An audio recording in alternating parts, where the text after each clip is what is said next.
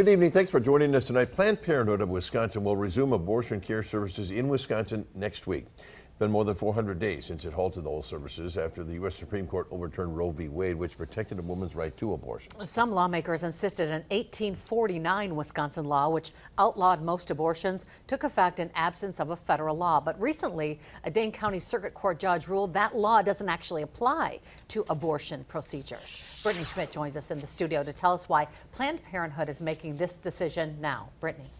Cammie and Bill, the president and CEO of Planned Parenthood says their interpretation of two recent court rulings led to their decision to resume abortions.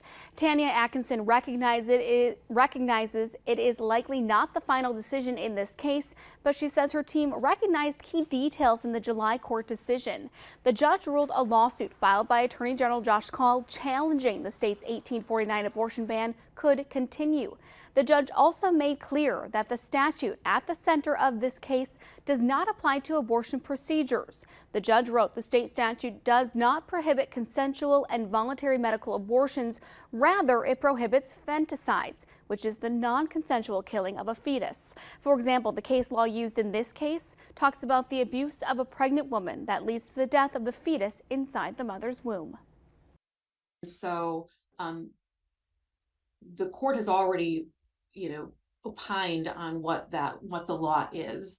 And so really that's the legal clarification and confirmation that we at Planned Parenthood of Wisconsin needed to resume abortion services. We are confident in our analysis, and we are ready to provide this essential care again, because there is really, in our view, not a reason to wait any longer.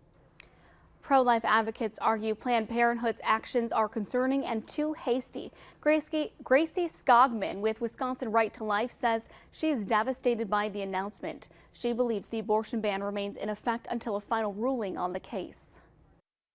We just think it's very concerning that Planned Parenthood is showing that they're putting profits above protecting life and providing true comprehensive support to women. They have acknowledged in their own statements that this is an ongoing question before the courts. This is far from the final determination. So in general, we're very concerned and saddened by this decision. Abortion care services are set to resume on Monday at Planned Parenthood clinics in Madison and Milwaukee.